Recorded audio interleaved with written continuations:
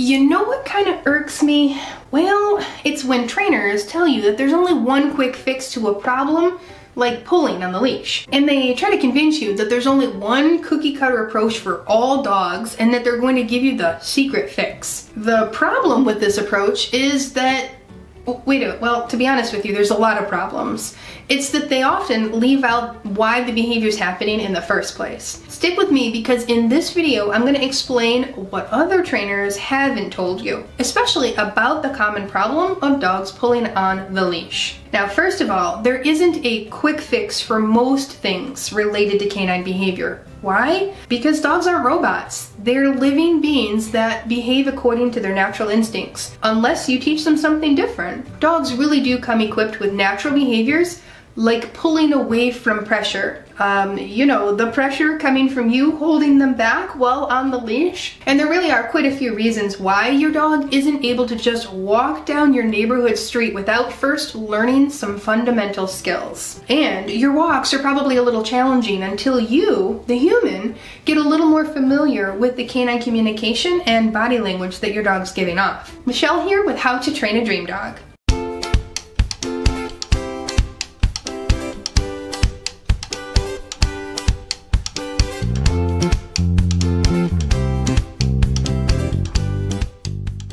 Hey, real quick, hit that subscribe button for me if you want to be the first to know when the next video goes live. Alright, if you're ready to learn how to work through your dog's pulling on the leash while teaching your dog some skills that will last a lifetime, then this video is for you. And if you're really wanting to change or teach this non-pulling behavior, you're going to want to stick around for the homework I assigned at the end of this video. Now, if you're also just looking for a quick band-aid approach to training, this video just might not be what you're looking for. People have told me that I overcomplicate leash skills, to which I respond, yep, I know it sounds complicated, but I've actually spent the last 20 years studying canine body language and animal behavior. So, when I tell you that your dog needs things broken down into smaller, more manageable skills to learn, this is actually based on a lot, and I mean a lot, of experience. I also have experience in human behavior as well. Almost all the clients I have worked with underestimate what their dog is actually telling them via body language and behavior. Now, based on that experience, take a moment to hear me out so that you don't continue to put your dog into situations he's not ready for. That's going to only make the behavior worse or lead to a reactive dog on the leash. Now, in part 1 of how to stop a dog from pulling on the leash, we talked a lot about what you can do to get your pup comfortable with the environment that you're actually walking in. Now, if you haven't seen part 1 of that series, you can check that out after you're done with this video. Let's start from a few steps back though. Now, if you're looking for this answer to pulling when your dog is already pulling, we've already made a few mistakes. That's no problem. They're fixable. I just want you to think about it. It's not how to stop pulling, but how to actually prevent pulling. So as you've heard in my first video, pulling is natural. The dog is just doing its normal thing. So you're asking him to do something different than his actual instincts. So just like with a physical sport, training the body to go against a natural instinct takes time and practice, a lot of practice. Think of a soccer player who instinctively wants to use their hands to move the ball. With a lot of practice, they actually retrain their bodies to only use their feet or their heads. But you don't see these soccer players practicing with their hands, ever. So to truly train the body not to do it, you want to avoid doing it at all.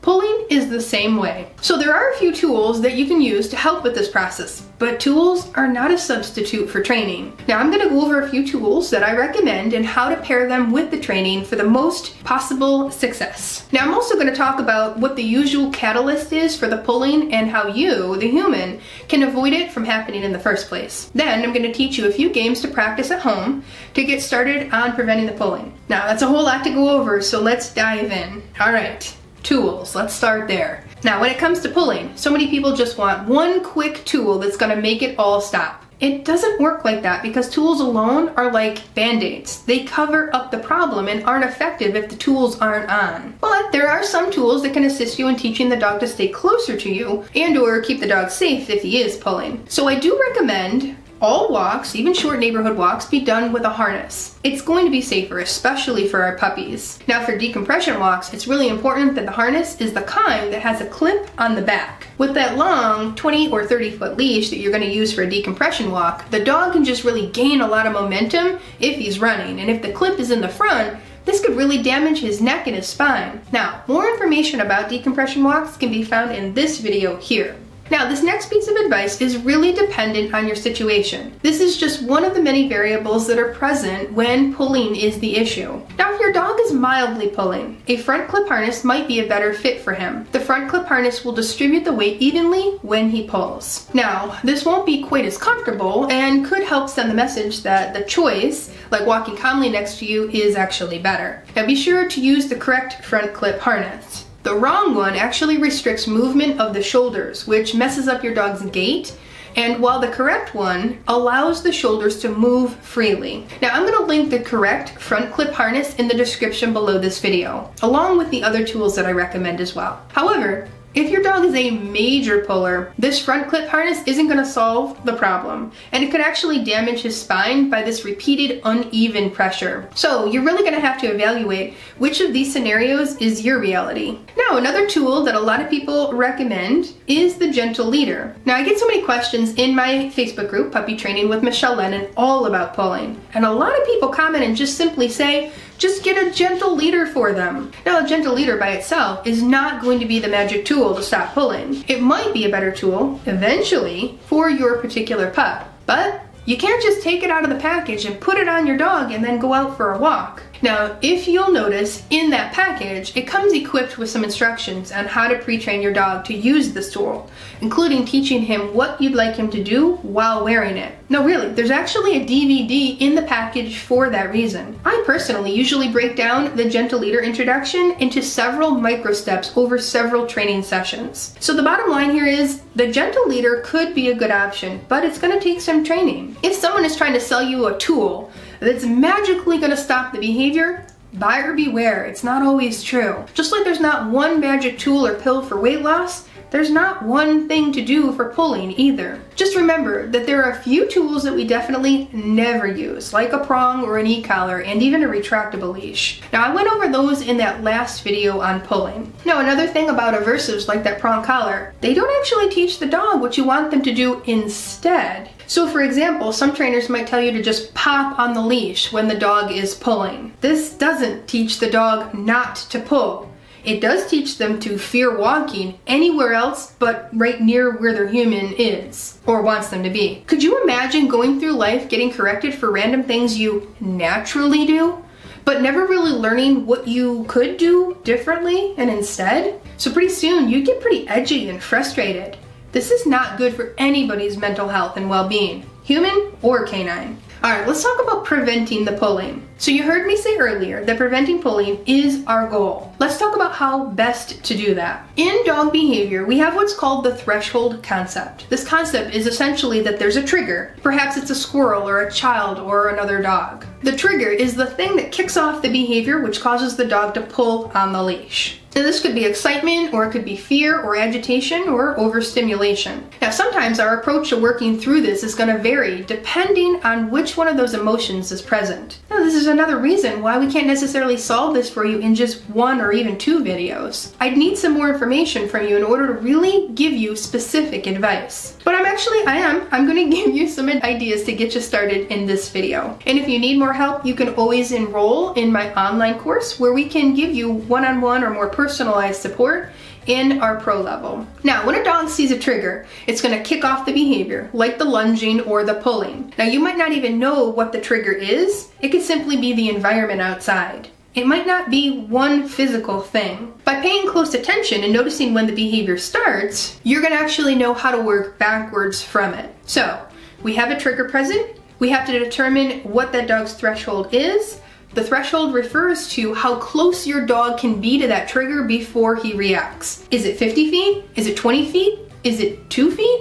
What is that imaginary line behind which there's a calm behavior, but in front of there's a reaction from your dog? Now, I guarantee you there is a line, and it's probably a different distance for each of those things that trigger your dog. A calm dog coming towards you might mean your dog can be 3 feet away. Now, if a passing dog is barking and lunging, you might have to get about 10 feet away or maybe more. In my online course at that pro level, we actually have a great workbook that has a page for you to track the triggers so you can see how they vary based on the distance. Now, paying close attention to which triggers create a reaction and from how far away will be a key part of working through this pulling. Now, the other threshold is going to be how long your dog looked at the trigger without reacting. Believe it or not, there's a threshold for that as well. Most of the time, it's just a few seconds. For example, you're out on a walk with your dog and it's going fine, and you get to the park and you see another dog in the distance. Now, the other dog is far enough away that it's not causing a reaction in your dog, but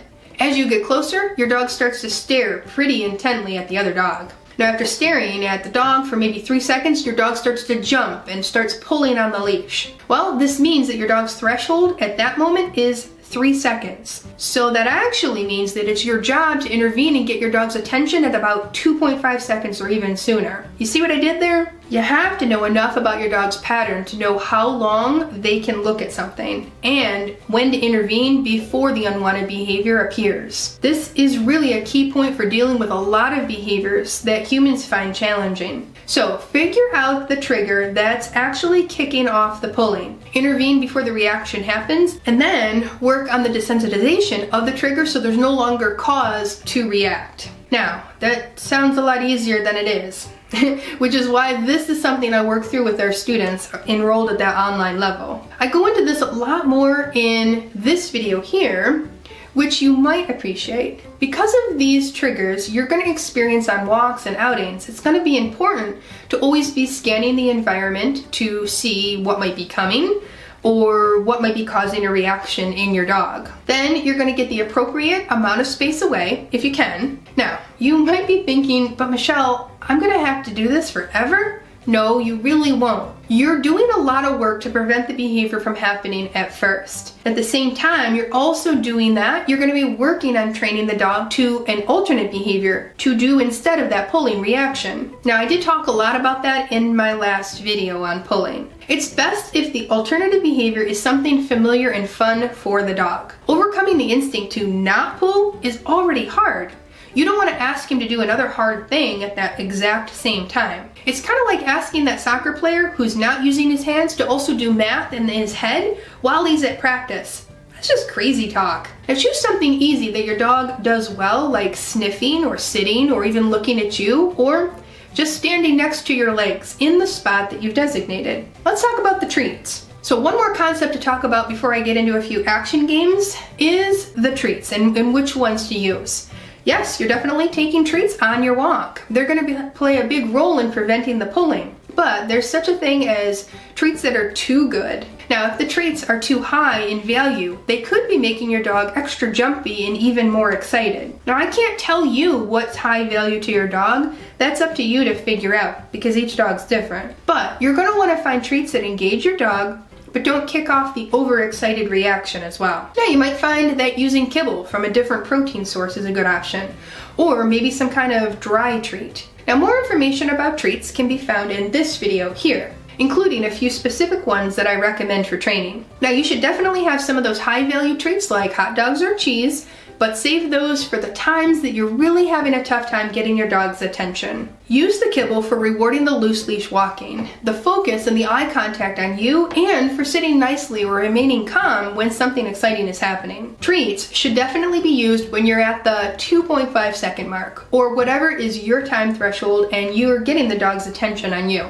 Now, that might be the time for the higher value treats. Your mileage may vary. I can't answer this for you, but I think you can figure it out now that you have the concept. Now, another great idea with the treats is to deliver them in a slightly different way. I actually like to throw a small handful of treats on the ground and let my dog scavenge for them. The sniffing is a natural calming behavior, which is what we need when the dog might be getting too excited. It actually draws his attention to another pleasing activity, and this can help shift his focus away from the excitement. I usually toss the treats in a way that the dog has to turn his back to the trigger. Your dog, acting more calmly, is also going to create a calmer environment if there's another dog present, and you're less likely to see that the other dog's behavior escalates. Alright, let's get to the leash games. I know this is what you've been waiting for. Now, these games, This is going to be your homework. Yes, homework. After all, your dog isn't learning a whole lot by you just listening to me. You're learning a lot, and that's great. But unless you actually take what I'm suggesting and you work on it with your dog,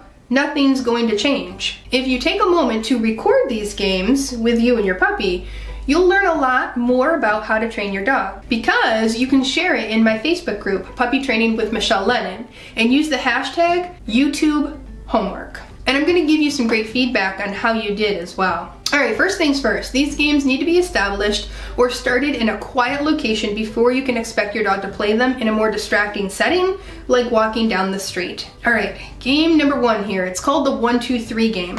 This game is going to give your dog a safe, predictable game to focus on while you're walking. Now this game, while it may seem super simple and basic and boring to a human, it's actually quite a lot of fun for our dogs. You're going to start off by counting out loud, 1, 2, 3, while walking, and then dropping a treat or 2 on the ground at your side when you get to 3. This game is aimed at creating a pattern of short bursts of walk followed by reinforcement for staying near your side. You'll know your dog is catching on because he or she is going to start to look up at you in anticipation of the 3 and the drop of the treat. Now this is a great game to play when you're passing something that you know is exciting to your dog and that you really want them to keep their focus solely on you. Now if you play it enough, he'll know exactly what to do when you start counting, and he will be immediately engaged. Now make sure to always reward on the 3 so he's motivated to play this game. Alright, game number 2, the shuffle game.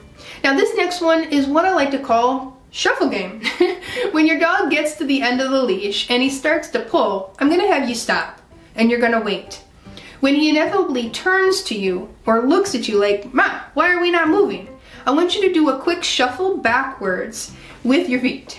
Now you might need to drop your body posture and make some exciting noises too. This movement is going to be enough to get your dog to turn to you if you're far enough away from the trigger, and if you've done this at home and he knows that he's going to get a treat when it comes from you. This also might be a time when you use the higher value treats. Now, shuffling backwards gives some more space between you and the dog and naturally draws him to you. Just make sure not to pull on the leash to try to get him to you. This needs to be done with a loose leash, or the dog is going to instinctively pull the opposite way. This is actually a lure with your body language, not a pull with the leash. Now, when you're shuffling backwards and getting lower to the ground, the dog is drawn to this new and novel behavior on your part. But hear what I'm saying. You cannot start doing this while out on a walk. You have to practice this at home first so the dog knows what to do and can do it amid all the distractions at home before you take them out. Now, if you reward him handsomely when he reaches you,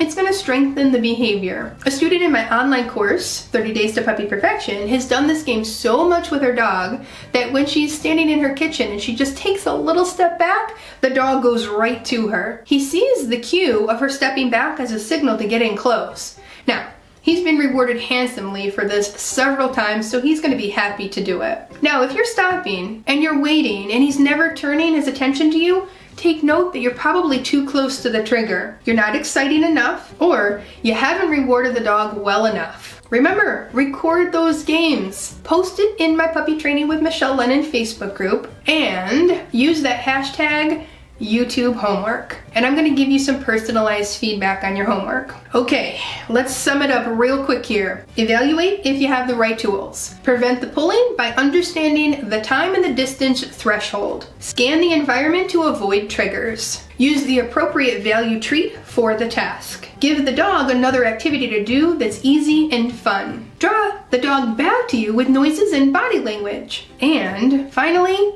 beware of trainers who offer you a quick fix with one simple tool or a video. Now, you might still be frustrated and say, "Michele, this isn't working for my 100-pound beast who insists on saying hi to everyone." Okay, you're right. This is not a magic formula, and it may not work yet. But this is something that I can help you with. I can't teach a one-size-fits-all solution in just one YouTube video, but I can give you a lot more games, 13 of them to be exact, to teach your dog what you're looking for while out on a walk. These games become tools in your tool belt for you to use depending on the situation.